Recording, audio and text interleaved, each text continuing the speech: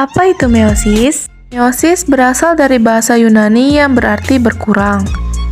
Meiosis adalah salah satu jenis pembelahan sel yang terjadi pada organisme yang bereproduksi secara seksual untuk memproduksi sel gamet seperti sperma maupun sel telur. Ciri-ciri meiosis. Ciri utama dari meiosis adalah prosesnya terjadi dalam 2 tahap pembelahan. Pada akhirnya, sel yang mengalami meiosis akan menghasilkan 4 sel, dengan setiap sel hanya memiliki 1 salinan dari kromosom induknya atau haploid. Untuk lebih jelasnya, mari kita simak video tahapan proses meiosis 2 berikut ini.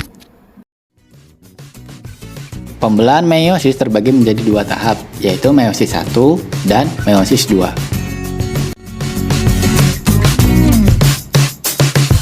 Namun, sebelum pembelahan meiosis 1 dan meiosis 2 dimulai, terlebih dahulu diawali dengan tahap interfase. Pada tahap interfase, dapat dilihat di sini ya, terdapat sepasang kromosom homolog dalam sel induk yang bersifat diploid atau 2N. Yang satu diberi warna biru dan yang satunya diberi warna merah. Kromosom homolog adalah sepasang kromosom yang bentuk, ukuran, dan komposisi gennya sama atau hampir sama. Kemudian masing-masing kromosom dari kromosom homolog ini akan diduplikasi menjadi 2. Dapat dilihat pada gambar, kromosom yang tadinya hanya memiliki 1 lengan, sekarang memiliki 2 lengan yang berdempetan. Pasangan kromosom biru dengan biru disebut dengan sister kromatid. Begitu juga antara kromosom merah dengan merah juga disebut sister kromatid. Namun, jika antara kromosom biru dengan merah, berarti kromosom non-sister kromatid. Pada interfase, sifat sel masih diploid atau 2N. Pada meiosis 1, sel akan membelah menjadi 2, dan kromosom homolog akan berpisah pada sel yang berbeda. Dihasilkan 2 sel haploid yang memiliki kromosom terduplikasi di dalamnya. Pada meiosis 2, sel membelah lagi, dari 2 sel menjadi 4 sel. Kemudian kromatid saudara akan berpisah. Di sini sifat sel haploid atau N. Dapat dilihat ya, pada sel induk terdapat 2 kromosom, sedangkan pada sel anakan hanya ada 1 kromosom. Artinya pada pembelahan meiosis terjadi reduksi atau pengurangan jumlah kromosom. Pembelahan meiosis akan menghasilkan 4 sel anakan yang memiliki kromosom separuh dari sel induk. Pada pembelahan meiosis terjadi 2 kali pembelahan sel, berbeda dengan pembelahan mitosis yang hanya 1 kali pembelahan sel. Pembelahan meiosis terbagi menjadi 2 tahap, yaitu meiosis 1 dan meiosis 2.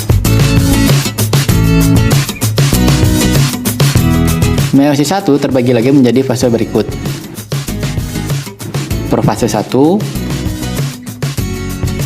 metafase 1,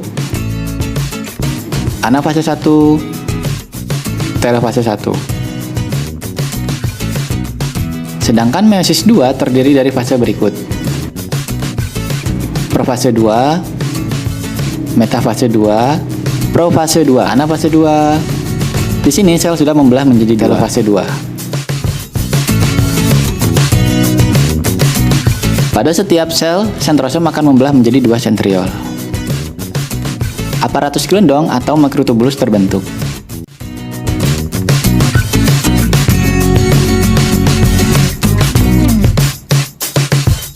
Kromosom yang masing-masing terdiri dari 2 kromatid bergerak ke lempeng metafase 2. Sekarang ke metafase 2. Kromosom berjejer pada lempeng metafase yang di bagian tengah. Kadangkala kromosom saat metafase digambarkan berjejer secara horizontal atau datar. Kadangkala digambarkan berjejer vertikal atau ke atas. Jadi jangan bingung ya, ini sama saja. Intinya kromosom berjejer di bagian tengah sel. Karena sebelumnya terjadi pindah silang pada meiosis 1, maka 2 kromatid saudara dari masing-masing kromosom sekarang tidak identik secara genetik. Dapat dilihat di setiap lengan kromosom saudara, antara lengannya warnanya tidak sama atau bervariasi. Kinetokor kromatid saudara melekat ke mikrotubulus dari kutub yang berseberangan. Jadi pada kromosom ada 2 kinetokor. Maka mikrotubulus yang mengikat masing-masing kinetokor tadi, yaitu dari kutub yang berseberangan atau berbeda. Selanjutnya anafase 2.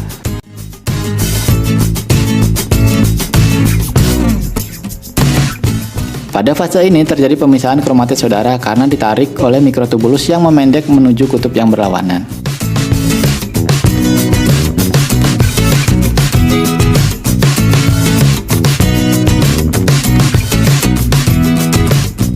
Hal ini dapat terjadi karena terjadi penguraian protein-protein kohesi pada wilayah sentromer. Telofase 2 dan sitokinesis.